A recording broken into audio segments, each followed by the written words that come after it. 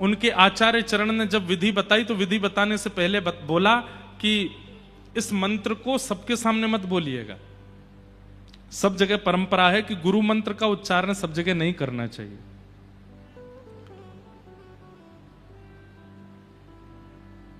गुरु मंत्र सबको नहीं बताना चाहिए। तो आचार्य चरण ने रामानुजाचार्य जी से कहा, मैं विधि तो बता रहा हूं लेकिन किसी के सामने बोलना नहीं। बोले ठीक है। अब जैसी विधि बताई, रामानुजाचार्य जी ने जैसी विधि सुनी और जैसे ही नाम जप करने के लिए बैठे, जैसे ही मंत्र जाप किया, अष्टाक्षर मंत्र का जाप करते ही शंख चक्र गदा पद्मधारी ठाकुर जी प्रकट हो गए। जैसे ही प्रकट हुए, नेत्र खोल करके रामानुजाचार्य जी ने देखा, शंख चक्र गदा पद्म धारण किए हैं, साम वर्ण के ठाकुर जी, घुंघराले केश हैं, सुंदर मुकुट धारण किया है, कमल जैसे नेत्र हैं और सामने खड़े होकर के रामानुजाचार्य जी को दर्शन दे रहे हैं। गुरु जी ने मंत्र दिया, मंत्र का पहला जाप करते ही ठाकुर जी प्रकट हो गए। रामानुजाचार्य जी ने तुरंत अपनी माला को किनारे रखा, ठाकुर जी को प्रणाम किया और दौड़ करके मंदिर के शिखर पर चढ़ गए और शिखर पर चढ़ के मुख पर हाथ रख के जो गुरु मंत्र गुरु जी ने दिया था पूरी दुनिया में चिल्ला चिल्ला करके सुनाने लगे सबको। गुरु जी दौड़ करके आए, हे रामानुजाचार्य ये क्या कर रहे हो? मैंने मना किया था कि मंत्र उच्चारण नहीं करना है, किसी को नहीं सुनाना है, नरक जाना पड़ेगा तुमको, गुरु अवज्ञा करते हो। रामानुजाचार्य जी नीचे उतर के आए, गुरुदेव के चरणों में प्रणाम करके कहा, हे नाथ, आपने जैसे ही मुझे मंत्र दिया, मंत्र उच्चारण करते ही मुझे ठाकुर जी का अनुभव हो गया, तो मैंने मन में विचार किया कि जिस मंत्र को प्राप्त करते ही ठाकुर जी का दर्शन हो जाता है, वो मंत्र गुप्त नहीं रखना चाहिए, वो तो सबको बता देना चाहिए। वो मंत्र मैं गोपनीय कैसे रख सकता हूं जिस मंत्र से ठाकुर जी प्राप्त होते हो? क्षमा करें गुरुदेव। गुरु जी बोले तुमको नरक जाना पड़ेगा। रामानुजाचार्य जी बोले एक नरक चला जाएगा लेकिन अनेक तो ठाकुर जी के पास जाएंगे ना, तो भी मुझे स्वीकार है। मैं चला जाऊंगा लेकिन इतनों को ठाकुर जी प्राप्त होने चाहिए। मेरे नरक जाने से और मेरे मंत्र बोलने से अलग अगर अनेकों का उद्धार हो रहा है तो मुझे नरक जाना स्वीकार है। इसे कहते हैं परम धर्म। क्या कहते हैं? परम धर्म। समझ में आ रही है बात? अब देखो एक बात हम स्पष्ट कर दें, भले ही यहां हजारों की भीड़ हो जाए, आज तो दूसरा ही दिन है, कल से तो यहां जगह ही नहीं बचेगी, परसों तो यहां क्या ही हाल होगा, लेकिन भले ही कितनी भी भीड़ आ जाए, हम एक बात प्रमाणित रूप से कह सकते हैं कि कथा समझ में बहुत कम लोगों को ही आती है। भीड़ भले ही बहुत आ जाए और हो सकता है आगे वालों को नहीं आ रही हो, पीछे वाला सुन करके अपने आप को परिवर्तित कर जाएगा। इसलिए प्रयास कीजिए कि जो कुछ लोगों को समझ में आने वाली उन कुछ में आप जरूर हो। रोज इसी भावना से आया कीजिए कथा में कि 5000 की पब्लिक में 5 ही बदलने वाले हैं, उन 5 में मैं होना चाहिए, मुझे परिवर्तन लाना है। अगर ये सब सोच के आएंगे तो 5000 ही परिवर्तित हो जाएंगे। समझिए कथा का उद्देश्य क्या है? आपको धार्मिक बनाना नहीं, आपको परम धार्मिक बनाना। लेकिन आजकल एक और दुविधा आ गई है और उस दुविधा का नाम है सोशल मीडिया। सोशल मीडिया पता कैसा हो गया है? पड़े पड़े कुछ पी रहे हैं, चाय कॉफी रील देख रहे हैं, तभी पता चली कि इस प्रकार की बातें बोलने से लोग फॉलो करते हैं। तुरंत गए शीशा के सामने, बाल बाल काटे, तिलक चंदन लगाया, स्टैंड पर रख दिया, कैमरा ऑन करके, जय श्री कृष्णा, आप सब लोगों को आज का सुविचार बताना है, ऐसा करने से ऐसा होता है, ग्रहण में ये काम करना चाहिए, ग्रहण में ऐसा नहीं करना चाहिए, और सब काम बता करके और फिर जाए सोफा पे जाके पड़ गए। कितने लोगों ने देखा, कितने खुद ग्रहण में कुछ नहीं किया पूरी दुनिया को बता दिया।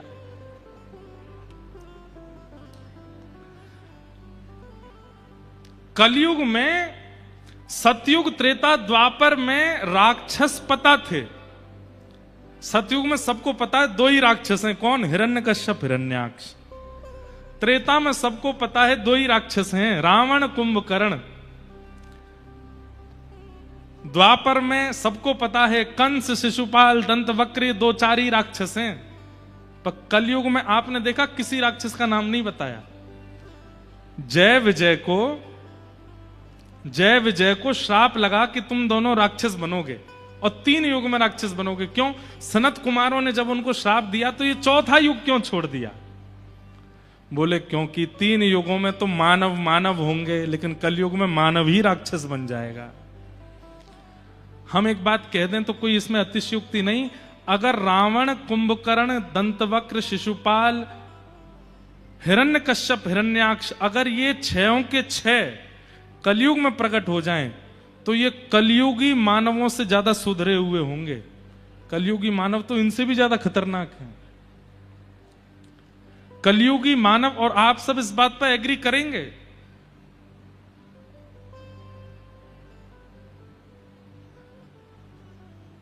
पहले इंदौर की पहचान होती थी महाकाल भगवान से। पहले इंदौर की पहचान होती थी कि पास में नर्मदा जी भी हैं। पहले इंदौर की पहचान होती थी कि बहुत स्वच्छ है, सबसे स्वच्छ नगरी है। आजकल इंदौर की पहचान हो रही है एक पत्नी अपने पति को मार देती है यहां पे।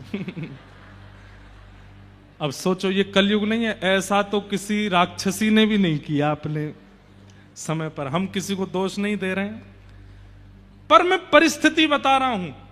किसी व्यक्ति का दोष नहीं है, किसी कन्या का दोष नहीं है, ये कलयुग का प्रभाव है। आप विश्वास मान लीजिए, आप नाम जप करते हैं रोज, लेकिन कलयुग कल आपकी मति बदल दे तो इसमें कोई बहुत बड़ी बात नहीं है। आप नित्य भजन करते हैं, नित्य नाम जप करते हैं, नित्य कथा सुनते हैं, नित्य दान पुण्य करते हैं, लेकिन कौन सी घड़ी में आपके कौन से अपराध का मार्ग लेकर के कलयुग आपकी बुद्धि में प्रविष्ट होकर के आपकी बुद्धि को भ्रमित कर दे, कोई पता नहीं है। इसलिए कलयुग में कई लोग सोचते हैं कि हमने एक बार कथा तो सुन ही ली, एक बार यज्ञ तो कर ही लिया, 2-4 एकादशी तो कर ही ली, इनका अरे भाई कुछ नहीं होगा। एक दिन भी अगर आपने नागा किया और उसी दिन को माध्यम बना करके कलयुग आपकी बुद्धि में प्रविष्ट हो जाएगा और आपसे ऐसे कृत्य करवा देगा। अब जिस किसी भी कन्या ने वो काम किया, पति को मरवाया या जो कुछ भी करवाया, आज वो इतनी ग्लानि में है कि मैंने ऐसा क्यों कर दिया, और वो स्वयं नहीं समझ पा रही होगी कि मैंने ये क्यों किया। हमने तो न्यूज वगैरह पे देखा, उनके सब परिवार के लोग कह रहे वो ऐसी तो नहीं थी, वो ऐसा तो व्यवहार नहीं था, ऐसे विचार तो नहीं थे। और हर दोषी व्यक्ति के परिवार के लोग अपने ही बालक पर विश्वास नहीं कर पाते कि वो ऐसा कैसे हो गया, ऐसा तो नहीं था। ये कलयुग है। रावण जन्म से ही राक्षस है, शिशुपाल दंतवक्र जन्म से ही राक्षस हैं, लेकिन कलयुग में व्यक्ति जन्म से महात्मा है, लेकिन कब राक्षस बन जाए ये उसको खुद को नहीं पता होता। इसलिए एक क्षण भी नाम के बिना निकलने मत दीजिए। जैसे कोविड से बचने के लिए वैक्सीन थी, डॉक्टरों ने कहा कि एक बार वैक्सीन लगवा लो तो फिर आपको कोविड नहीं होगा। लोगों ने वैक्सीन लगवा ली, फिर बोले बूस्टर डोज लगवा लो, कोविड नहीं होगा। सब लोग कोविड में जैसी वैक्सीन लगवा ली, उसके बाद बिना मास्क के घूमने लगे। और कोई कहता भाई मास्क तो पहन, ए देख सर्टिफिकेट देख मेरा, वैक्सीन लगवा ली मैंने, है ना। ठीक वैसे ही कलयुग में हर क्षण आपको नाम की वैक्सीन लेनी ही लेनी है। कलयुग में आप एक बार के नाम से आपका कुछ नहीं होगा, आपको हर क्षण लेना ही पड़ेगा, हर क्षण बोलना ही पड़ेगा, हर क्षण करना ही पड़ेगा। नहीं तो वो नाम, नहीं तो कलयुग एक क्षण भी आपके खाली समय को देखेगा, वहीं से प्रविष्ट हो जाएगा आपके अंदर। इसलिए कलयुग केवल नाम आधारा, सुमिर सुमिर नर उतना ही पारा। कलयुग में यज्ञ करने की जरूरत नहीं है, कलयुग में तप करने की जरूरत नहीं है, कलयुग में अनुष्ठान करने की आवश्यकता नहीं है। कलयुग में केवल एक आवश्यकता है, हर क्षण, हर घड़ी, हर पल बस हरि नाम करते रहो। नाम का एक बहुत सुंदर भाव है, आपको पहले पकड़ना पड़ता है और कुछ दिन आप पकड़ के रखते हैं, लेकिन फिर कुछ समय बाद होता है नाम आपको पकड़ लेता है। और जब नाम आपको पकड़ता है तब क्या होता है। हमारे गोवर्धन में एक महाराज जी थे, उनका नाम था ठाकुरदास बाबा। क्या नाम था? ठाकुरदास बाबा। मैंने उनका अंतिम काल में दर्शन किया। हम लोग माला जपते हैं तो ऐसे उंगली से माला आगे करते रहते हैं, इस उंगली का प्रयोग नहीं करते, ऐसे जपते रहते हैं। उन महाराज जी ने नाम को पकड़ा। जब तक माला हाथ में है तो समझो आपने नाम को पकड़ा है, लेकिन नाम आपको पकड़ लेता है तो क्या होता है, माला छूट जाती है, लेकिन ये चलता ही रहता है। उन महाराज जी का जब हमने दर्शन किया, वो अत्यंत वृद्ध अवस्था में, उनको उठाने के लिए भी 2 लोग आते थे, चलाने के लिए 4 लोग लगते थे, सब क्रिया उनकी 2 और लोगों से ही होती थी, लेकिन उनकी उंगली ऐसी ही चलती रहती थी, माला नहीं होती थी, और उनके होठ अपने आप फड़कते रहते थे। ऐसी स्थिति हो गई कि रात्रि गहरी नींद में भी उनके होठ फड़कते रहते थे। क्यों? क्योंकि नाम ने उनको पकड़ लिया। और सही मानिएगा, ऐसे लोग ही कलयुग में बच पाएंगे, नहीं तो बच भी नहीं पाओगे, बच नहीं पाओगे। कलयुग बहुत खतरनाक है। जिन क्रियाओं को न्यूज में आप लोग देखकर के आश्चर्य करते हैं, कोई आदमी इतनी हैवानियत कैसे कर सकता है, अगर आपने नाम आश्रय नहीं लिया तो आपके ऊपर भी वह हैवानियत आ सकती है और आपसे भी ऐसा कुछ करवा सकती है। इसलिए बहुत आश्चर्यचकित मत होइए। आश्चर्यचकित तब होइए कि जब नाम मुफ्त का मिलता है फिर भी हम लेते नहीं है उसको, फिर भी जपते नहीं है उसको। कोई भी काम कीजिए ना, करोड़ों छापिए, कौन मना करता है आपको, करोड़ों का टर्नओवर कीजिए, बड़ा बड़ा बिजनेस कीजिए, खूब पैसा कमाइए, खूब धन धान्य, लेकिन नाम आश्रित रहिए, नाम का त्याग मत कीजिए। कलयुग बहुत खतरनाक है। हमारी बात समझ लीजिए, मान लीजिए। ये कलयुग कहीं आपसे कोई घटनाक्रम ना करवा दे, उसके लिए नाम मत छोड़िए। मैं तो नाम गुण गाऊंगो राधा रमणा, तो नाम गुण गाऊंगो राधा। हमारे वृंदावन में देखिए, नजर घुमाओगे तो दीवारों पे लिखा होगा श्री राधा, व्यक्ति के पास जाओगे तो मुख से निकलेगा श्री राधा। हरिवंशियों के पास जाओगे तो कहेंगे राधा वल्लभ श्री हरिवंश, हरिदासियों के पास जाओगे तो कहेंगे कुंज बिहारी श्री हरिदास, रामानंदियों के पास जाओगे तो कहेंगे बोलो भाई सीताराम, रामानुजियों के पास जाओगे तो कहेंगे जय श्रीमन नारायण, गौड़िया वैष्णव परंपरा वालों के पास जाओगे तो वे कहेंगे हरे कृष्ण। सबके मुख पर नाम बैठा है, और ये नाम बस निरंतर आपके, कुछ करना नहीं है, बस नाम चलते रहना चाहिए मन में। आप पढ़ाई करो, काम करो, कुछ भी करो, नाम चलता रहे। और नाम का एक स्वभाव बताएं आपको, ऐसा हो ही नहीं सकता कि आपको कंसंट्रेशन की आवश्यकता है। कई लोग कहें कि महाराज जी पढ़ाई कैसे करेंगे अगर नाम जपेंगे तो। गोस्वामी तुलसीदास जी महाराज कहते हैं, भाव को भाव अनख आलसहु, नाम जपत मंगल दिश दशहु। नाम चल रहा है मन में, स्टार्टिंग में आपको कंसंट्रेट होना पड़ेगा, लेकिन उसके बाद क्या होगा, वो जैसे हार्ट बीट चलती है, जैसे श्वास चलती है, जैसे कोई क्लिक जैसी चलती है, ऐसे मन में नाम चलता रहेगा।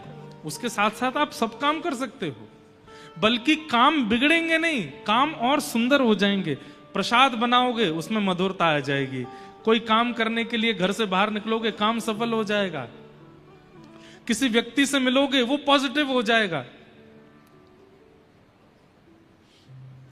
नाम जापक व्यक्ति का एक स्वरूप होता है कि वो जहां जाता है पूरा ऑरा उसका हो जाता है, क्योंकि उसके रोम रोम से नाम प्रकट होना प्रारंभ हो जाता है। इसलिए भैया नाम आश्रित हो जाओ। कलयुग बहुत खतरनाक है, कलयुग बहुत विचित्र है, कहीं वो घटना हमसे ना करा दे।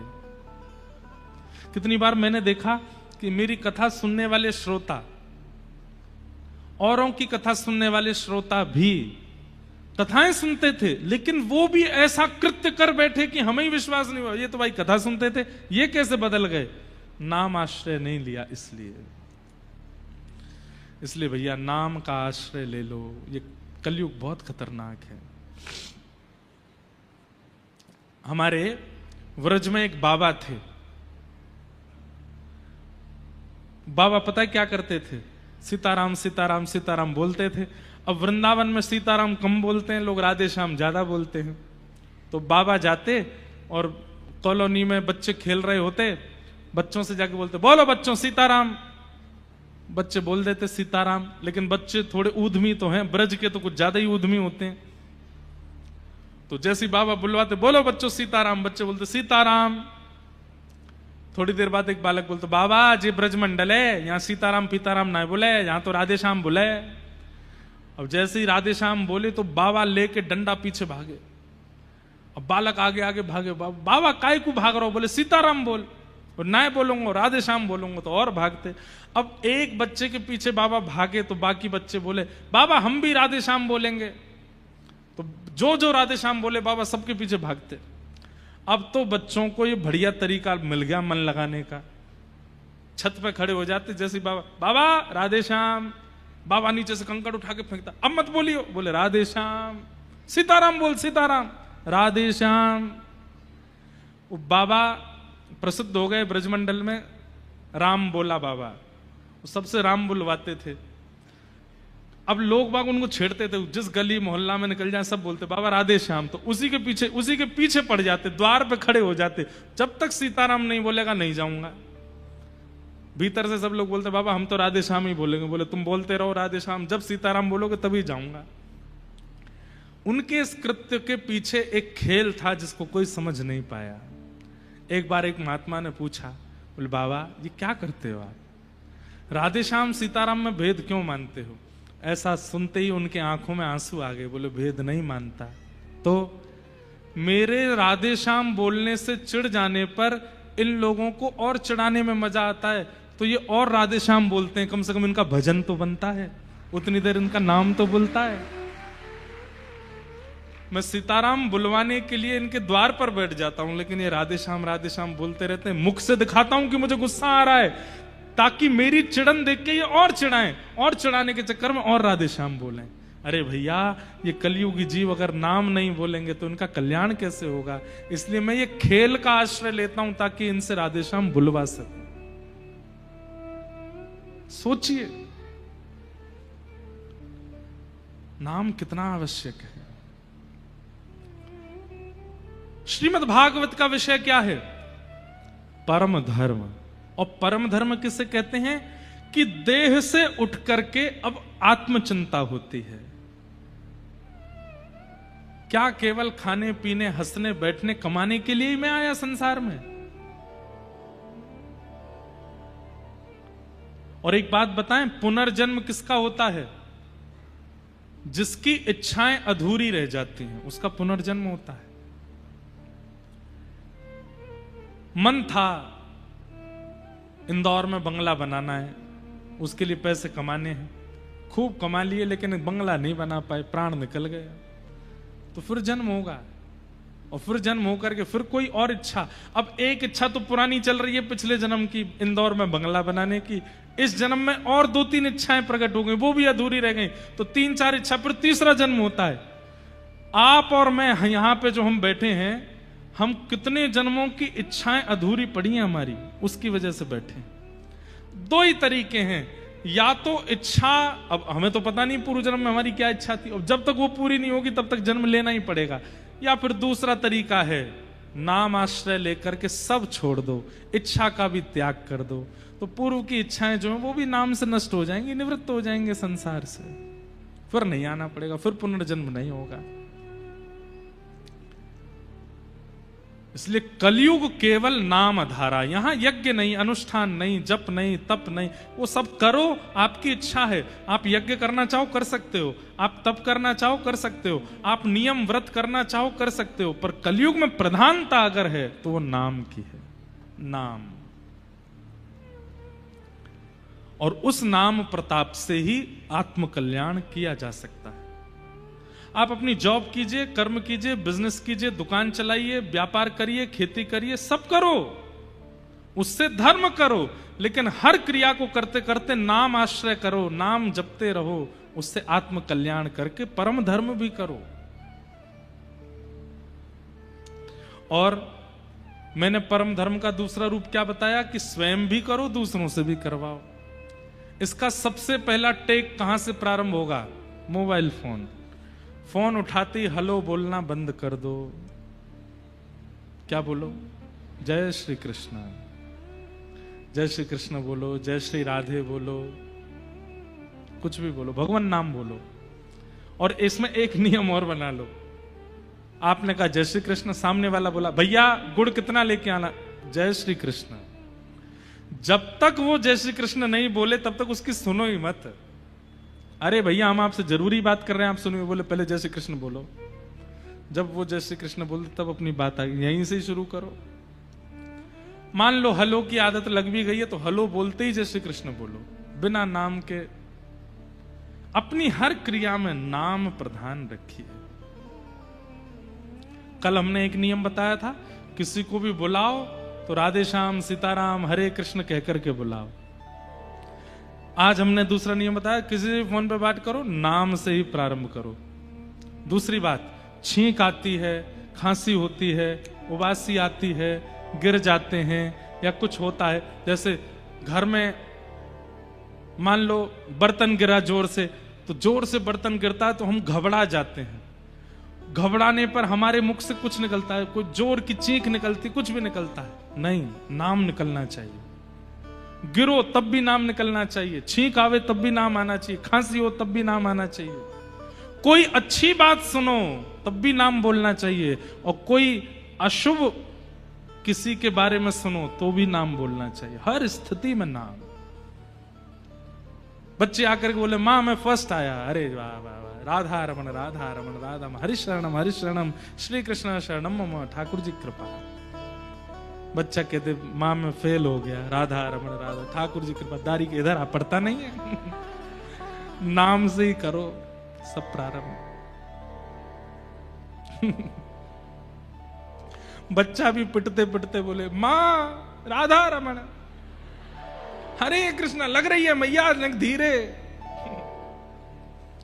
नाम आपकी हर स्थिति में आ जाएगा, उस दिन ये कलयुग हाथ पे हाथ धरे बैठा रह जाएगा, आपका कुछ नहीं बिगाड़ पाएगा। नाम आश्रित हो जाइए, और वह नाम आश्रय ही आत्म कल्याण है, जो कि भागवत का विषय है, यानी कि परम धर्म।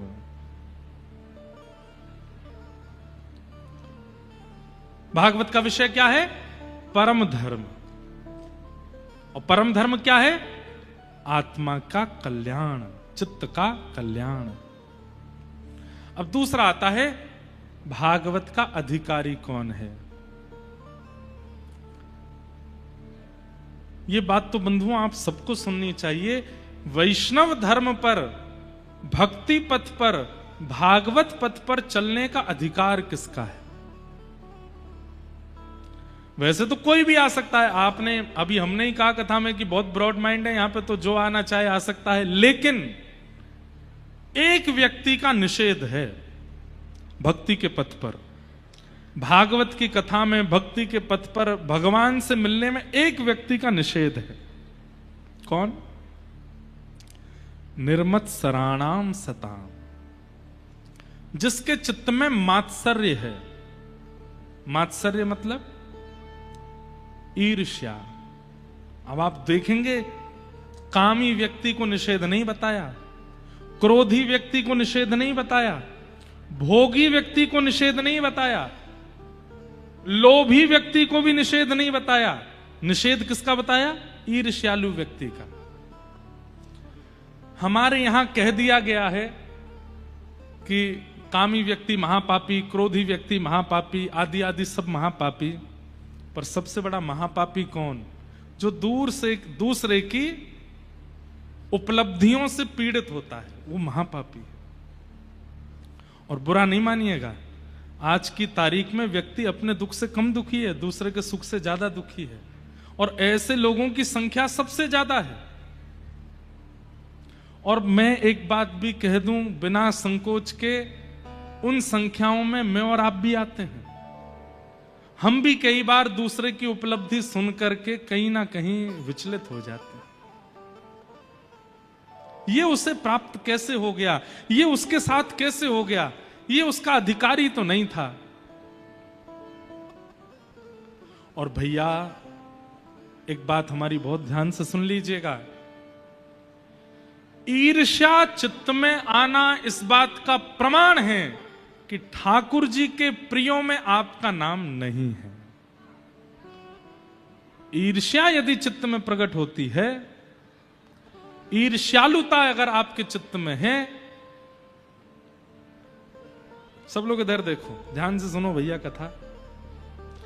ईर्ष्यालुता इस बात का प्रमाण है कि ठाकुर जी के प्रियों की जो लिस्ट है उसमें आपका नाम नहीं है। काम, क्रोध, लोभ, मोह आदि आदि दोष यदि चित्त में प्रकट हो रहे हैं तो भी आप ये बात मान सकते हैं कि ठाकुर जी कहीं ना कहीं मुझसे अब भी मिल सकते हैं। लेकिन जैसे ही दूसरे की उपलब्धि के बारे में सुनते ही आप अप्रसन्न हो जाते हैं, आपके मुख के तोते उड़ जाते हैं, आप बिल्कुल व्याकुल हो जाते हैं। अरे उसको कैसे मिल गया, उसके बच्चे पास हो गए, उसके बच्चे फर्स्ट आ गए, वो इतना आगे निकल गया, उसकी इतनी सैलरी हो गई, उसको बॉस ने ऐसा कर दिया, उसका बिजनेस इतना आगे चला गया, वो ऐसा हो गया, वो ऐसा हो गया। ये सुनकर के आप विचलित हो गए और भले ही 10 मिनट के लिए आप चिंता में चले गए, ये कैसे हो गया। तो इसका मतलब उसी समय हमारी बात याद कर लीजिएगा, ईर्ष्या प्रकट होते ही आपको चिंता होनी चाहिए, ठाकुर जी के प्रिय जनों में आपका नाम नहीं है, क्योंकि आपके चित्त में ईर्ष्या प्रकट होकर के प्रमाणित कर रही है कि ठाकुर जी आपके नहीं है। आपको उस दिन यह चिंता नहीं होनी चाहिए कि वो आगे कैसे निकल गया या उसने प्राप्ति कैसे कर ली। उस दिन आपको चिंता होनी चाहिए कि मुझ में ईर्ष्या क्यों आई, अब इस ईर्ष्या को नष्ट मुझे करना है। अरे भले ही दुनिया के लोग कितने भी श्रेष्ठ हो जाएं, मुझे ईर्ष्या नहीं होनी चाहिए। हमने भक्तमाल जी में कथा की है, भक्तों के कितने चरित्र कहे हैं। हर दोष युक्त व्यक्ति को भगवान मिले हैं, लेकिन ईर्ष्यालु व्यक्ति को ठाकुर जी ने नहीं मिले। इसलिए आपसे हमारी प्रार्थना, ईर्ष्या मत लाओ। और ईर्ष्या, यहां कुछ लोग चिल्ला रहे हैं, उनको बोल दो थोड़ी शांति रखें। एक ही उठ के जाना, बहुत सारे नहीं, बाकी सब इधर देखो, इधर देखो, सुनो। ईर्ष्या नष्ट होने का एक ही उपाय है। चैतन्य महाप्रभु कहते हैं, तृणादपि सुनीचेन, अपने आप को तृण के समान मानो। मैं कुछ हूं, ये भावना चित्त में आएगी तो साथ में ईर्ष्या भी लेकर के आएगी, आपको पता नहीं चलेगा, बाद में वो प्रकट होती है। मैं कुछ हूं, ये भावना आपके चित्त में आई, मैं सुंदर हूं, मैं अच्छा गा लेता हूं, मैं अच्छा बोल लेता हूं, मैं पहन करके बहुत बढ़िया लगता हूं, या मैं बहुत इतने करोड़ का मालिक हूं, इतनी संपत्ति मेरी है। किसी भी रूप में मैं कुछ हूं, ये भावना चित्त में आती है तो उसके साथ में ईर्ष्या भी आती है। वो ईर्ष्या उस समय प्रकट नहीं होती, जब आपसे श्रेष्ठ कोई आपको दिखाई देता है, तब वो ईर्ष्या प्रकट होकर आपको संकेत करती है। इसलिए ईर्ष्या को नष्ट करने का एक ही उपाय है, क्या? मैं कुछ नहीं हूं, ये भाव रखो। सब कुछ प्राप्त होने के बाद भी दृष्टि नीची रहे। श्रीनाथ जी दृष्टि नीची क्यों रखते हैं? श्रीनाथ जी आंखें नीची क्यों करते हैं? उसके पीछे कई उदाहरण दिए गए हैं। पुष्टि मार्ग में कहा जाता है कि ठाकुर जी नीचे दृष्टि करके इसलिए खड़े हैं कि ठाकुर जी संकेत कर रहे हैं, मैं सबको नहीं देखता, जो मेरी शरण में है उन्हीं को देखता हूं। पहला संकेत, पहला संकेत। दूसरा संकेत रस पक्ष में चला जाता है, हमारे वृंदावन की रस भावना में चला जाता है, क्योंकि जब ठाकुर जी ने गिरिराज जी उठाए तो सन्मुख श्री जी खड़ी हैं, बिल्कुल सामने किशोरी जी खड़ी हैं, तो ठाकुर जी उनको देख रहे हैं। और तीसरा पक्ष जो मुझे लगता है कि ठाकुर जी संकेत कर रहे हैं, तैने मेरे ज्ञान की कॉपी तो कर ली। बंधुओं, संसार में ज्ञान का संचार कहां से हुआ? श्री कृष्ण से हुआ। वैसे लोग इनको चोर बोलते हैं कि ये माखन चोर हैं, वास्तव में देखें तो पूरा विश्व चोर है और सबने चोरी करी इनसे है। कैसे? पति को कैसा व्यवहार करना चाहिए ये किसने सिखाया? श्री कृष्ण ने सिखाया। पति का पतित्व कृष्ण से सीखा जाता है। पुत्र कैसा होना चाहिए ये श्री कृष्ण से सीखा जाता है। प्रेमी कैसा होना चाहिए ये श्री कृष्ण से सीखा जाता है। ज्ञानी कैसा होता है ये श्री कृष्ण से सीखा जाता है। योद्धा कैसा होता है ये कृष्ण से सीखा जाता है। अरे कहां तक कहें, ड्रेसिंग सेंस कैसा होता है ये श्री कृष्ण से सीखा जाता है। श्रृंगार कैसा होता है ये श्री कृष्ण से सीखा जाता है। गाया कैसे जाता है, नाचा कैसे जाता है ये कृष्ण से सीखा जाता है। और शत्रुता कैसे की जाती है ये भी श्री कृष्ण से सीखा जाता है। पूरा विश्व गीता का आश्रय लेता है। योद्धा को युद्ध कैसा, बिजनेसमैन को बिजनेस कैसा, पढ़ाई पढ़ने वालों को, विद्यार्थियों की पढ़ाई कैसी, कुंवारों का जीवन कैसा, ब्याह ठ्यायों का जीवन कैसा, वृद्धों का जीवन कैसा, बालकों का जीवन कैसा, सब कहां से सीखते हैं? इनसे सीखते हैं। तब ठाकुर जी कहते हैं तेने सब नकल मेरी कर ली, अब एक नकल और कर। बोले क्या? नीची दृष्टि करके ठाकुर जी मानो संकेत कर रहे हैं, झुक के रहो, थोड़े नीचे रहो, ज्यादा चौड़े बनकर के मत रहो कि तुम कुछ हो, तुम कुछ नहीं हो। और एक बात बता, अभी बाढ़ आई है पूरी दुनिया में। बाढ़ में आपने एक दो वीडियो देखे होंगे, 100 साल पुराने बड़े बड़े वृक्ष जब यमुना जी गंगा जी अपने उफान पर आई तो उन वृक्षों को ले गई।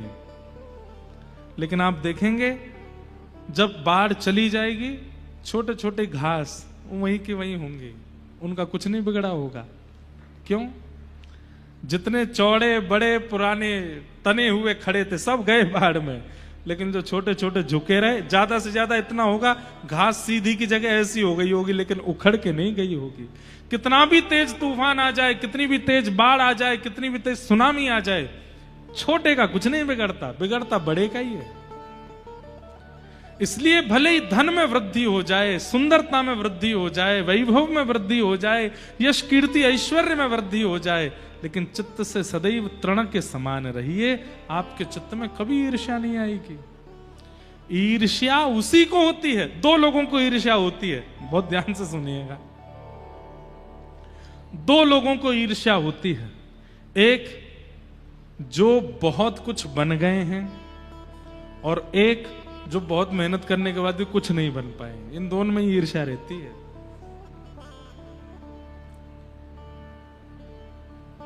लेकिन हमें कैसा होना है?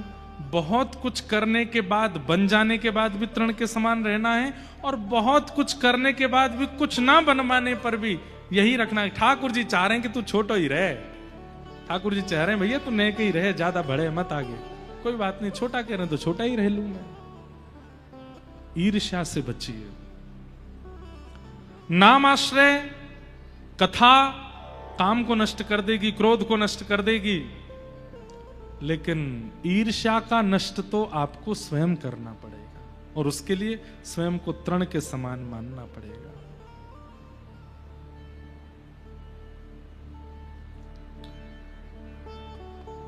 हम सब लोगों ने स्कूल में, आप सब जितने भी लोग यहां बैठे हैं, जो स्कूल गया है, हो ही नहीं सकता कि अपनी 8वीं 9वीं कक्षा में यह श्लोक आपको स्कूल में ना पढ़ाया गया हो। 9th के बाद हिंदी संस्कृत में चॉइस होती है, पर 9वीं से पहले 7वीं 8वीं में तो संस्कृत पढ़ाई ही जाती है हर बच्चे को। कॉन्वेंट स्कूल में भी पढ़ते हैं, अब की पता नहीं। और वहां एक श्लोक सबको पढ़ाया जाता है, नमन्ति फलिनो वृक्षा नमन्ति गुणिनो जना शुष्क काष्ठानि मूर्खाश्च न नमन्ति कदाचन। फलित वृक्ष झुकता है, जैसे फलित वृक्ष होता है उसका स्वभाव झुकने का होता है, ऐसे गुणी व्यक्ति का स्वभाव भी झुकने का होता है। लेकिन शुष्क काष्ठ जिसमें फल नहीं लगते वो सीधा खड़ा रहता है, और जिसमें फल नहीं लगते वो सीधा खड़ा रहता है, और आंधी आने पर उसका टूट के गिरने का चांसेस सबसे ज्यादा होते हैं। ऐसे ही जिस व्यक्ति के अंदर गुण नहीं होते, जिस व्यक्ति के अंदर फल नहीं होते, गुण नहीं होते, वो झुकना नहीं जानता, और दुनिया में जब तूफान आता है तो उसका गिरना निश्चित होता है। इसलिए झुक के रहिए, छोटे रहिए, ईर्ष्या कभी नहीं आएगी चित्त में।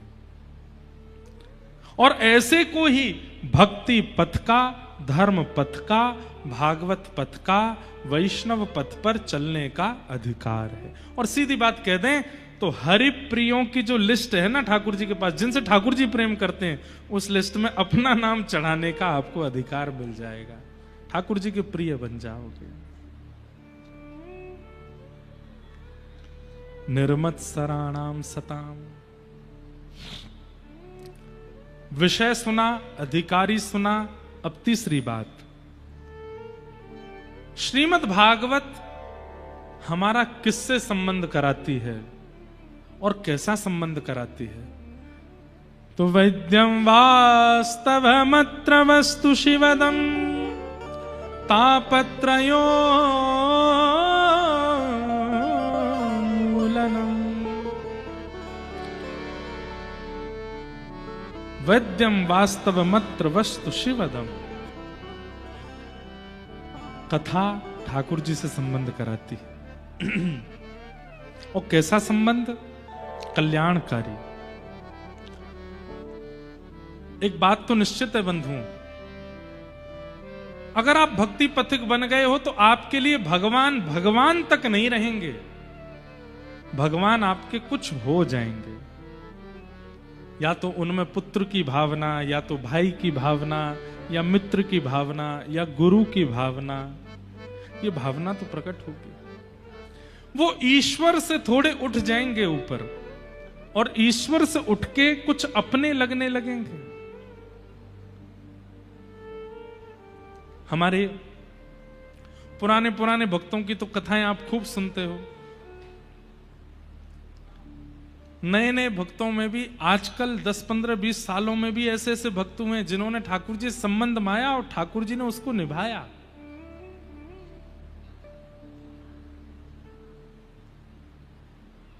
हमारे अयोध्या में एक संत हुए, संत श्री गोपालाचार्य जी महाराज। पुराने सत्संगी उनका नाम जानते हैं। जो पुराने सत्संगी होंगे, बहुत सत्संग जिन्होंने किया होगा, वे उनका नाम जानते होंगे, संत श्री गोपालाचार्य जी महाराज। हमने तो उनका दर्शन नहीं किया, पर अयोध्या के संतों से उनके बारे में सुना है।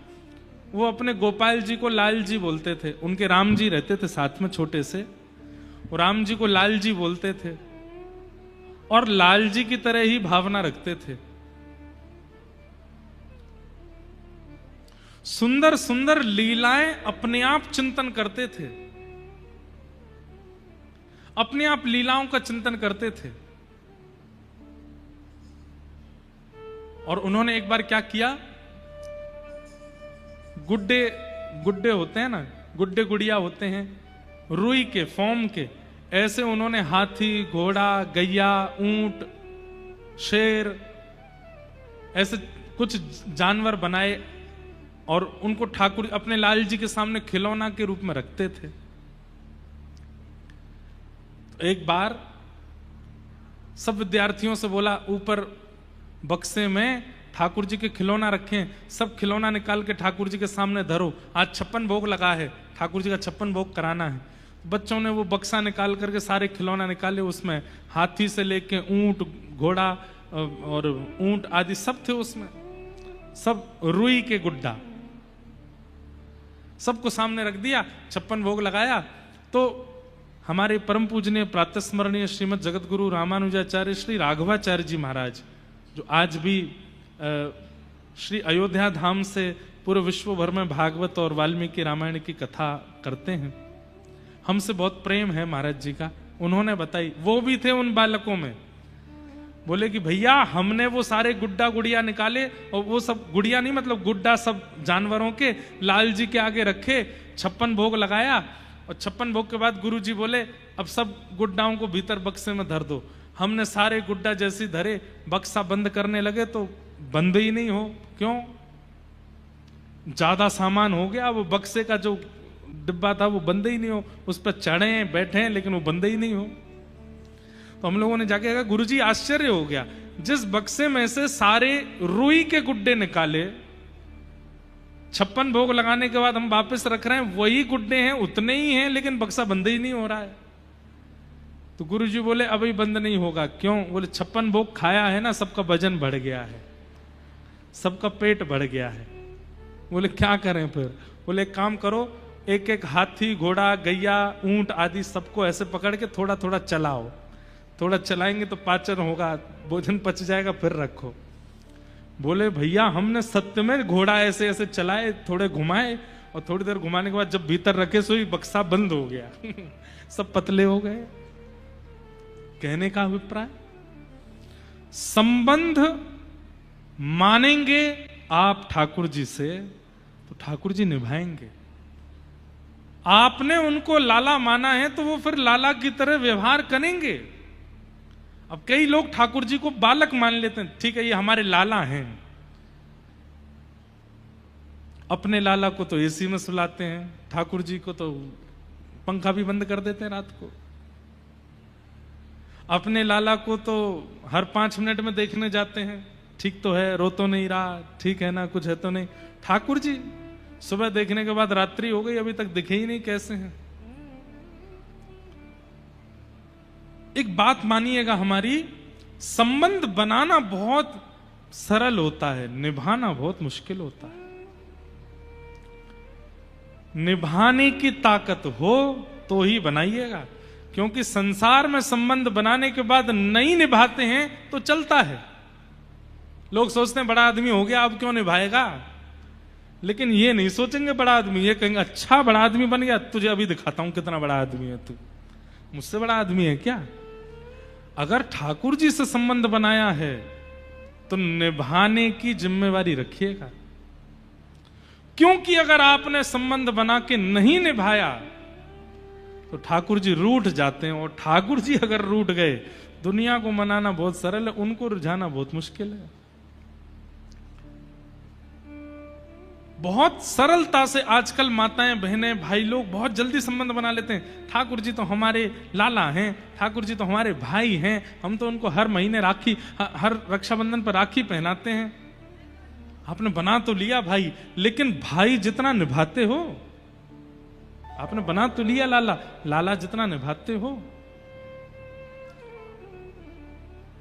निभाना पड़ेगा। प्रसंग आता है गोसाई श्री विठलनाथ जी, श्रीमद वल्लभाचार्य जी महाराज के सुपुत्र गोसाई श्री विठलनाथ जी ठाकुर जी को अपना लाला मानते थे। लाला ठाकुर जी को मानते थे तो उनके नाते से अब जितने भी लाला के संबंधी हैं वो सब आपके संबंधी हो गए। ठाकुर जी अगर आपके लाला हैं तो किशोरी जी आपकी कौन है? किशोरी जी आपकी बहू हैं। ठाकुर जी लाला हैं तो मधुमंगल, श्रीदामा, ये सब कौन है? ये भी आपके लाला हैं। ठाकुर जी आपके लाला हैं तो रुक्मणी जी कौन है? रुक्मणी जी आपकी बहू हैं। वो भावना आपको रखनी पड़ेगी।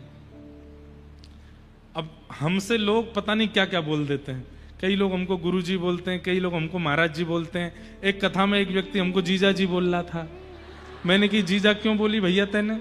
बोले मैं किशोरी जी को अपनी बहन मानता हूं तो ठाकुर जी उनके घरवारे हैं, और ठाकुर जी के आप सखा हो तो ठाकुर जी हमारे जीजा जी, और जीजा जी के सखा भी जीजा जी, इसलिए जीजा जी। अभी एक नया सुनो, एक व्यक्ति अभी हमको नाथ द्वार में मिला, अभी मैं नाथ द्वारा गया था यहां आने से एक दिन पहले, तो निकल रहा था तो जो लोग पहचानते जाते कुछ बोलते रहते तो एक बालक बोला नाना जी रुको। मैंने कहा अरे कौन सा देवता आयो मेरो? नाना जी नाना जी का मतलब क्या हुआ? मेरी बेटी का बेटा। मैंने सुन गाड़ी रोको, गाड़ी इधर आओ भाई। मैं तेने मुझे नाना जी कैसे बोलो? बोले मेरी माता जी आपको अपना पिता मानती हैं। जब से वो आपकी कथा सुनी है तो वो कहती हैं कि इन्होंने ही मुझे सब कुछ सिखाया, इनकी कथा सुन के ही मैं जीवन क्या है वो जान पाई हूं, और सब कुछ बताने वाला, जीवन में राह दिखाने वाला या तो गुरु होता है या पिता होता है। अब मेरी माताजी ऑलरेडी दीक्षा पहले ले चुकी हैं, तो गुरु तो उनके हैं, लेकिन आप भी उनको सिखाते हो, इसलिए वो आपको पिता मानती हैं। और वो आपको पिता मानती हैं, तो मेरे तो आप नाना जी हुए ना। मैंने कहा जय हो भाई, तेरे धन्य भाग। मैंने कहा सुन, अब एक बात और सुन जा। बोले क्या? मैंने अब ठाकुर जी भी तुम्हारे नाना जी हैं, नाना जी के सखा भी नाना जी हुए। तो अब जब जब ठाकुर जी को प्रणाम करो तो यही कहना नाना जी की जय हो। वृंदावन जाओ तो यही कहना कहां जा रहे हैं? वो नाना जी से मिलने जा रहे हैं। संबंध बनाना बहुत सरल होता है, और आजकल तो एक ट्रेंड बना है संबंध बनाना। ठाकुर जी को गोद में लिए घूम रहे हैं, कोई उनको मीरा की तरह प्रियतम मान रही है, कोई उनको यशोदा की तरह लाला मान रही है, कोई उनको दाऊ दादा की तरह भाई मान रहा है। बनाना बहुत सरल है, पर अगर नहीं निभाया ठाकुर जी नाराज हो जाएंगे। गोसाई श्री विठलनाथ जी, आपके 7 पुत्र थे। कितने पुत्र? 7। एक दिन आपने मंदिर जाते हुए एक चूड़ी पहनाने वाली को देखा, उससे कह दिया मेरी 7 बहुएं हैं, घर पे जाके उनको चूड़ी पहना दो और उसका जो भी वेतन हो हमसे ले लेना। मेहतरानी, वो चूड़ी पहनाने वाली गई घर पे, और उसने जब 7 बहुओं को चूड़ी पहना दी तो 8वां हाथ आया किशोरी जी का। छोटे छोटे हाथ किशोरी जी ने अपने हाथ आगे किए। अब चूड़ी पहनाने वाली बोली मेरे को तो 7 की आज्ञा, लेकिन इतनी सुंदर, इतनी सुकुमारी और नेक्सी सी लाली हाथ आगे कर रही है। रुका नहीं गया, उसने पहना दिए और जाकर के गोसाई विठलनाथ जी से कहा मैंने आपकी 8 बहुओं को चूड़ी पहना दी। गोसाई जी विठलनाथ जी बोले 8 नहीं 7 बहू हैं हमारी। बोले 7 हैं, पर मैंने तो 8 को पहना ही है। 7 तो बड़ी बड़ी आई थी, 8 भी छोटी सी आई थी। गोसाई जी बोले देखो तुमको पैसा ज्यादा चाहिए तो तुम हमसे मांग लो, लेकिन ये झूठ मत बोलो। 8वां कोई है ही नहीं। हमारे घर में केवल 7 महिलाएं हैं और वो 7 पुत्रों की पत्नी हैं, 8वीं कौन सी आ गई? बोले आपको नहीं पैसा देना तो मना कर दीजिए, लेकिन मैंने चूड़ी 8 को पहनाई। जब गोसाई जी ने पैसे नहीं दिए 8वें हाथ के, तो रात्रि में स्वप्न में किशोरी जी आई और रोने लगी। किशोरी जी को रोता देख गोसाई जी बोले हे प्रिया जी, हे श्यामाजू, आप क्यों रो रही हो? बोले आप मुंह को अपनो नाय मानो या मारे रो रही हूं। बोले क्यों? बोले आप ठाकुर जी को अपनो लाला मानो। बोले हाँ। बोले वो लाला भाई तुम्हें कौन भाई? बोले आप हमारी बहू रानी भाई। बोले बहू रानी भाई, तो केवल आपने 7 बहुओं को ही चूड़ी क्यों पहनवाई? 8वीं बहू का चिंतन आपके मन में क्यों नहीं आया? और मैंने अगर अपने आप हाथ बढ़ा के चूड़ी पहन ली तो आपने पैसे नहीं दिए उसको। ये बात सुनकर के गोसाई जी बहुत रोए। बोले मुझको क्षमा कर दो, मुझ से अपराध है क्यों? गोसाई जी तो इतने बड़े प्रेमी हैं कि उनके अपराध को क्षमा कर दिया, लेकिन हम इतने बड़े प्रेमी नहीं हैं।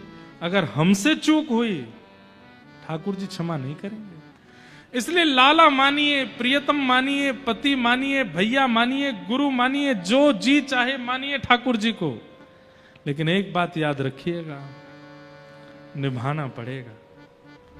और अगर नहीं निभाया तो ठाकुर जी नाराज हो जाएंगे। और ठाकुर जी अगर नाराज हो गए रूठे चाहे राजावा से कछु न काजा, एक तू ही महाराजा और कौन पास जाएंगे। रूठे चाहे भाई वासे कछु ना भलाई, एक तू ही है सहाई और कौन को सराएंगे। रूठे चाहे विश्व और शत्रु 8 याम, एक तेरे चरणन के नेह को निभाएंगे। जग सारा झूठा एक तू ही है अनूठा, रूठ जाए चाहे सारा जग पर तू ना रूठा चाहे। सब रूठ जाए पर ये ना रूठे।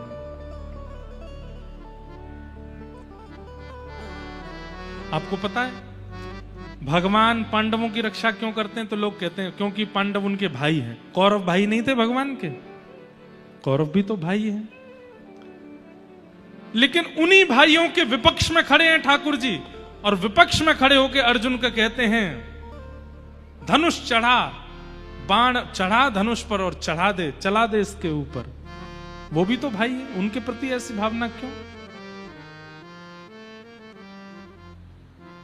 उनके प्रति ऐसी भावना क्यों? क्योंकि रूठ गए ठाकुर जी। रूठे हुए यदुवंशियों को भी स्वीकार नहीं किया ठाकुर जी ने। भगवान जिनका नाम ही है पतित पावन, क्या नाम है? पतित पावन का मतलब क्या है? क्या चाहे जितना बड़ा ब्राह्मण आपको श्राप दे दे, उस श्राप को दूर करने की सामर्थ्य ठाकुर जी में है। उस श्राप को दूर करने की सामर्थ्य ठाकुर जी में है। क्या भगवान यदुवंशियों पर लगे हुए श्राप को मिटा नहीं सकते थे? यदुवंशियों को श्राप लगा कि आपस में लड़ झगड़ के पूरा यदुवंश खत्म हो जाएगा। भगवान चाहते तो उन यदुवंशियों को भी श्राप मुक्त कर सकते थे, लेकिन क्यों नहीं किया? क्योंकि रूठ गए यदुवंशियों से। क्यों रूठ गए? भगवान अपने बच्चों को समझाते हैं कि मेरे संतान होते हुए भी, मेरी परिवारीजन होते हुए भी सत्संग मत छोड़ा कीजिए, नित्य सत्संग किया करो। तब भी वो सत्संग नहीं करते थे, इसलिए रूठ गए थे ठाकुर जी। ठाकुर जी अगर राजी हैं तो दुनिया का कोई बाल बांका नहीं कर सकता, और ठाकुर जी अगर रूठ गए तो नहाते नहाते आपके बाथरूम में साबुन भी आ जाएगा, पैर के नीचे फिसल के रिपट के प्राण निकल जाएंगे आपके। ठाकुर जी अगर रूठे हैं तो मृत्यु के लिए साबुन भी काफी है, और ठाकुर जी अगर रूठे नहीं है तो बड़ी तोप से भी गोला फेंक दिया जाएगा आपके ऊपर, तो भी कुछ नहीं हो पाएगा। इसलिए संबंध बना लीजिए ठाकुर जी से, उसमें कोई बड़ी बात नहीं है, पर निभाया कीजिए। हरि आश्रित लोगों को जब आप देखेंगे, हरि आश्रित कैसे रहते हैं? सामान्य सी कुटिया में रहेंगे, सामान्य सा आसन बिछा करके रह लेते हैं, जैसा मिल जाए वैसा पा लेते हैं, जब मिल जाए तब सोने में। अभी वृंदावन में बाढ़ आई, एक बाबा पता है वो परिक्रमा मार्ग में ही रहते थे, परिक्रमा मार्ग पूरा जल में डूब गया। कहीं आश्रम में उनका कोई कमरा नहीं, कोई कुटिया नहीं, बेचारे पेड़ के ऊपर रहते हैं और इतने मस्त आनंद में रहते हैं, पेड़ के ऊपर ही सोते हैं। लेकिन उनको पूछा गया कि आपको पीड़ा नहीं होती? बोले नहीं। पीड़ा देखा जाए तो है, पेड़ पे सोना कोई सुख की बात तो नहीं है, पर पीड़ा का अनुभव होना बंद हो जाता है भागवतों का। भगवत आश्रितों के चित्त में फिर पीड़ा नहीं होती, पीड़ा नष्ट हो जाती है। तापत्रयोन्मूलनम, 3 प्रकार के तापों का उन्मूलन करती है। एफ नहीं लेना है, हमें स्वर आ ही नहीं रहा।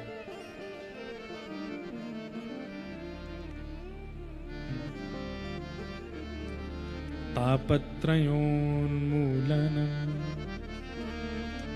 3 प्रकार के तापों का उन्मूलन।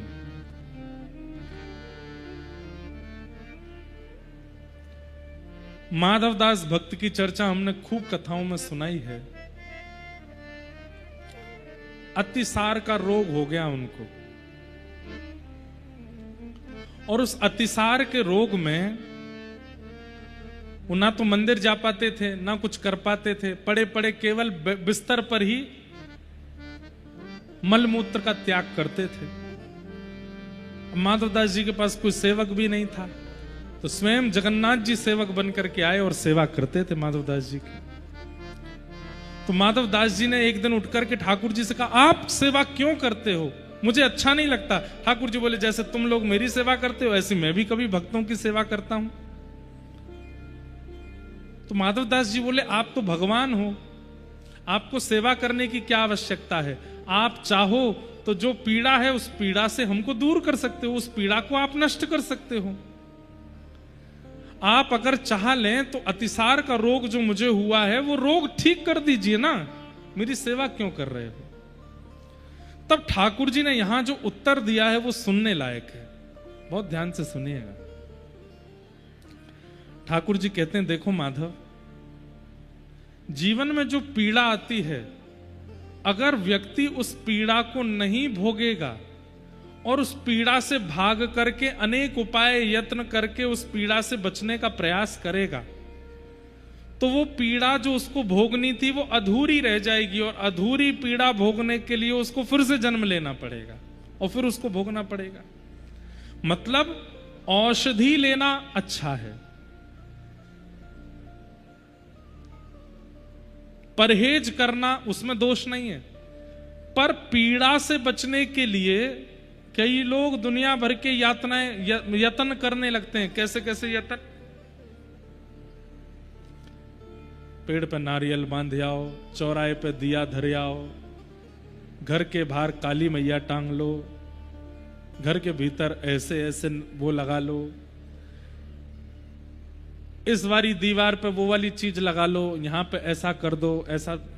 सब लोग यत्न करते हैं। आपका विश्वास है, एक बात बोलें, जिनका अतिशय विश्वास होता है उनके साथ घटनाएं होती भी हैं, और जिनका विश्वास नहीं होता उनके साथ नहीं होता कुछ भी, सब ठीक मंगलमय रहता है, चकाचक आनंद रहता है। बस ठाकुर जी पे विश्वास है और किसी को विश्वास नहीं है। हमारी बात मानिएगा, हम उस क्रिया के विरोधी नहीं है। क्रियाएं शास्त्रों में भी कई बताई गई हैं, ऐसा करने से ये होगा, शंकर जी पर ये चढ़ाने से ये हो जाता है, शंकर जी पर ये करने से ये हो जाता है। एक बार हमारी कहीं कथा चल रही थी, तो कथा से मैं घर गया एक दिन के लिए। तो जैसे हमने मंदिर में जाके प्रणाम किया, तो हमारे शंकर जी पे, हमारे नर्मदेश्वर भगवान हैं घर में, उन पर खूब सारी काली मिर्च चढ़ी हुई थी। मैं देख करके घबरा गया। हमारी एक बुआ जी आई हुई थी घर पे 2-4 दिन के लिए, उनको कहीं से पता चला कि काली मिर्च चढ़ाने से ये होता है, तो वो काली मिर्च चढ़ा रखी थी। मैंने कहा, बुआ एक बात बताओ, जितनी मिर्च अभी शंकर जी पे आपने चढ़ाई है, ये सारी मिर्च मुट्ठी में भर के एक साथ खा सकती हो आप? ना, ऐसे तो ना खा सकूं मैं, ब्रजभाषा में बोली। मैंने कहा, अच्छा चलो एक काम करते, इसको पीस करके गले से लेके पैरों तक सब जगह इसका लेप लगा सकती हो आप? नहीं लगा। तो मैं शंकर जी पर क्यों चढ़ा दी? मैंने की मानो उन्होंने खाई भी होगी तो क्या कंठ में पीड़ा नहीं होगी? बेचारे नीलकंठ हैं तो कुछ भी खवा दो उनको। बेचारे भोले बाबा हैं, शरीर पर भस्म लगाते हैं, तो क्या आप काली मिर्च उनके पूरे अंग पर लगा सकते हो? अरे मैंने यहाँ मारे नाए लगायो, मैंने तो यहाँ मारे लगायो कि मुंह को कहीं ते पतो चलिए ऐसो करवे तो जे काम है जाए। मैंने कहा अच्छा, अपना काम बनता, उसके बाद में पर जनता नहीं जाए, भगवान हमारा काम बना दो बस। तुमको चाहे मिर्च लगे, तुम्हारे चाहे शरीर घिस जाए। शंकर जी को जब नहलाने जाते हैं कई लोग, देखिए हमारी एक बात बहुत ध्यान से सुनिए, पंचामृत अभिषेक जब आप करते हैं तो दूध डालते हैं, घी डालते हैं, शहद डालते हैं, घृत डालते हैं। उसके बाद जब शक्कर डालते हैं तो चीनी मत डाला कीजिए, चीनी कठोर होती है। या तो गुड़ पीस करके उसका शक्कर हो, या फिर ओरिजिनल शक्कर हो, बूरा हो, जो इतनी कठोर नहीं होती। कई लोग साबुत चीनी डाल करके और फिर जो रगड़ा मारते हैं शंकर जी पे, उसके बाद ऐसा लगता है कि शंकर जी कितने छाले पड़ गए होंगे मुख पे। एक बार वृंदावन में एक आश्रम में एक महाराज जी थे, जानकीनाथ भगवान की सेवा करते थे। उनको किसी यजमान ने कलकत्ता बुलाया, तो वैसे कहीं जाते नहीं थे, लेकिन बहुत आग्रह किया तो अपने एक सेवक को बोले कि तुम सेवा करना, और स्वयं कलकत्ता चले गए। महाराज जी कलकत्ता पहुंचे रात, और सेवक से कह के गए बहुत अच्छी सेवा करना, लौट करके आऊंगा, ठाकुर जी अगर मुझको बढ़िया दिखे तो मैं तुमको इनाम में कुछ दूंगा। सेवक ने सोचा ऐसी सेवा करूंगा गुरु जी भी याद रखेंगे। महाराज जी जैसे कलकत्ता पहुंचे तो रात में स्वप्न में क्या दिखा, उनकी सेवा के ठाकुर जी के गाल पे घाव हो गया, नाक पे घाव हो गया, माथे पे घाव हो गया, हाथों पर घाव हो गया। जैसे कोई व्यक्ति, कोई बालक साइकिल चलाते गिर जाता है तो उसके पैर घुटने छिल जाते हैं ना, ऐसे छिल गए ठाकुर जी और हल्का हल्का रक्त निकल रहा है। ये देखते ही वो महाराज जी रात में ही कलकत्ता से वापस भागे, सत्य घटना है। और वापस आकर के ठाकुर जी को जब मंदिर में देखा तो ठाकुर जी तो चमक रहे थे, मुख चमक रहा है, हाथ चमक रहे हैं और महाराज आंखें चमक रही हैं। सेवक को बुलाया, वो इधर आओ, ठाकुर जी इतने चमक कैसे रहे? बोले देख लो गुरु जी, आपने कहा था ना ऐसी सेवा करना। बोले मुझे ये बताओ चमक क्यों रहे हैं? बोले कल जैसे ही आप गए मैंने बढ़िया बाल्टी में पानी लिया, उसमें सरफ डाला और सरफ घोल करके बर्तन मांजने वाला जो मांजना होता है उससे ठाकुर जी रगड़ रगड़ के कल नवा दिए मैंने। महात्मा बहुत रोए। उसी समय एक लेप बनाया और एक औषधि बनाई, औषधि बना करके ठाकुर जी के सर्वांगीण अंग पर तब तक लगाते रहे जब तक ठाकुर जी पुनः स्वप्न में स्वस्थ नहीं दिखे। 15 दिन बाद जब ठाकुर जी हंसते खिलखिलाते स्वप्न में आए तब लेप बंद किया।